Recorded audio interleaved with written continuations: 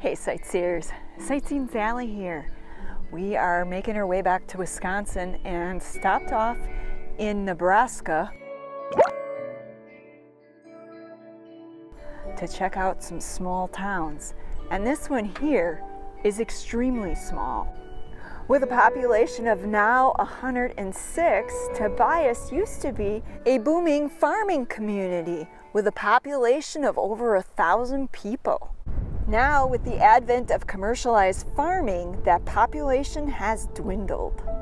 I'm at the corner of Main Street and South Railroad Street, and at one time the railroad came through here and picked up grain at the granary. Now it sits here, no longer in use.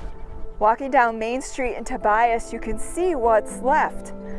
Off to my right is the old granary, and then some metal buildings which I believe used to house machinery, likely used in the upkeep and maintenance of the town. And then off in the distance, the main part of downtown. Tobias is such a small town here in Nebraska that a lot of its roads are made of dirt. One of the old buildings here in Tobias, based on the fact that it has an overhead door, I suspect it might have been an automotive shop at one time. Tobias is the kind of town that you can walk down the middle of Main Street and not encounter any vehicles. This old brick building in Tobias used to be the town bank. Now it's the location of the Tobias Museum and possibly stands in as the location for the village clerk. Continuing down from the old bank, we encounter this building, which apparently is the happening place to be in Tobias come Friday night.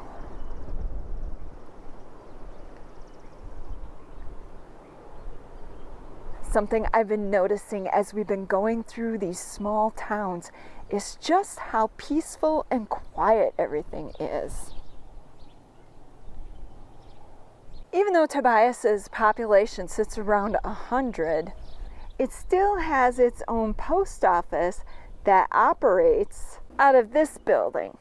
There's even a mailbox that sits outside and a payphone, which according to the little sticker on here, it says local calls are 50 cents.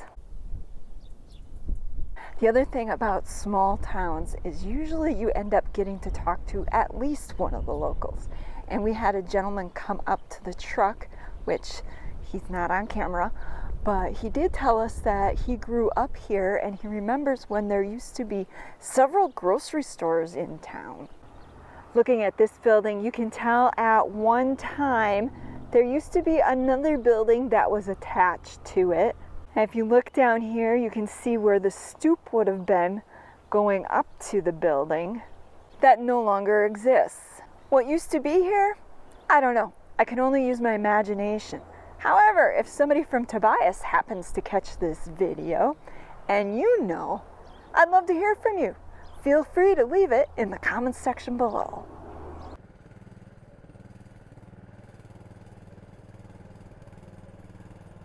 This building here reminds me an awful lot of the types of buildings in my hometown that would have housed taverns. If you don't know what a tavern is, it's another name for bar, saloon, watering hole, whatever you want to call it. But that's what this building reminds me of. Peeking through the windows, we can tell that this building houses one of my favorite places, the local library.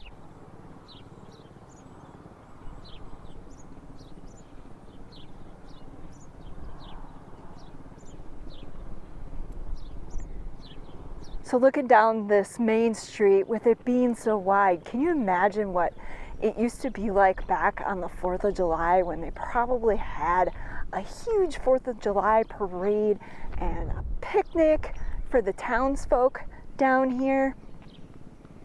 I can picture it in my mind's eye, and boy, does it look fun. Now here's something you don't see every day, and now I'm going out on a limb here. People might think I'm a little weird after I talk about this, but as a kid, we used to play by these things. And one time when I was walking home from school, I found $20 just stuck in one of these grates. Not here, but back in my hometown. Of course, my mom made me do the right thing, and we had to call the police office and report that I found the $20.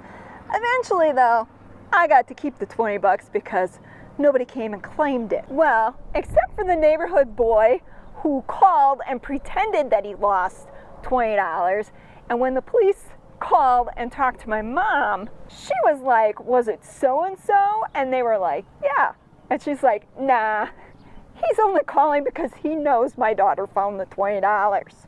So I got to keep it, and it helped buy my first bike. My first 10-speed bike, that is.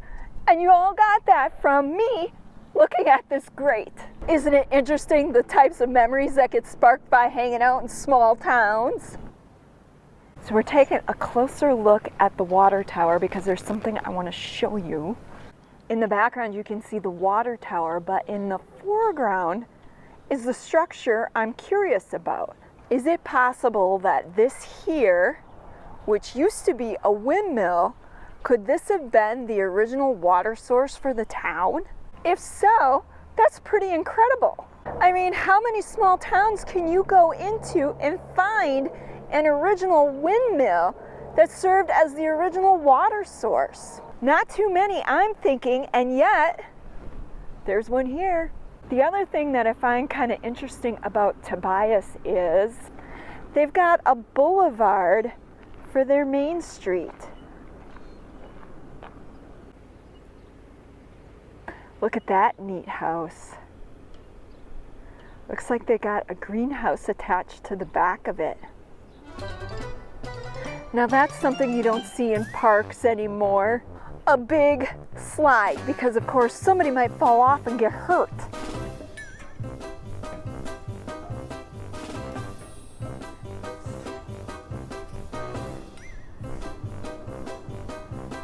Yeah, I know. I gotta try it out. It's been so many years since I went down one of these. The steps are a little like, I don't know what you want to say. Not your standard rise.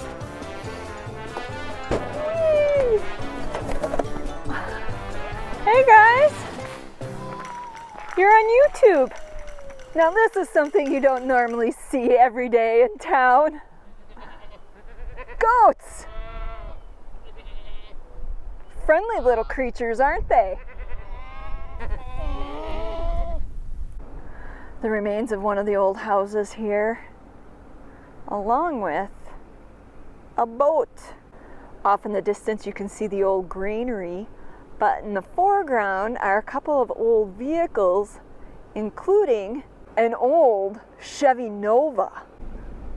Something that you see in small towns are houses painted pink. Or was that purple? I don't know. In any case, you have houses that are painted different colors. Now this is something representative of small town life. A huge garden in somebody's backyard. Or in this case, maybe across the street from their yard. Kind of hard to tell which house it belongs to, but it's definitely somebody's garden. I don't know about you, but growing up in small town rural America, we had one of those in our backyard. And when we were kids, we liked to go in it and pick the carrots out and eat them before my mom had a chance to pick them. So Mom, if you were wondering why your carrots were always so small, that's why. Lots of cool old stuff here, I'm telling you.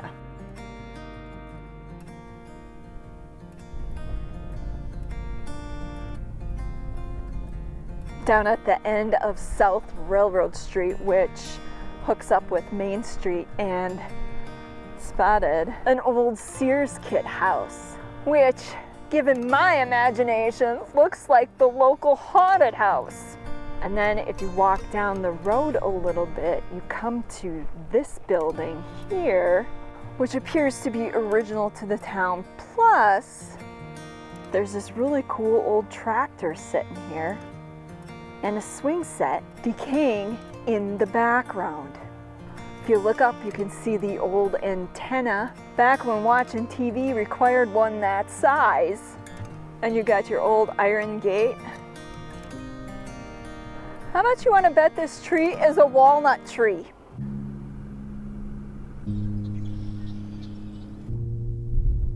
As you can see, a lot of the old houses in Tobias are sitting abandoned, which, given that the population went from over 1,000 back in the day to now just over 100, it's to be expected.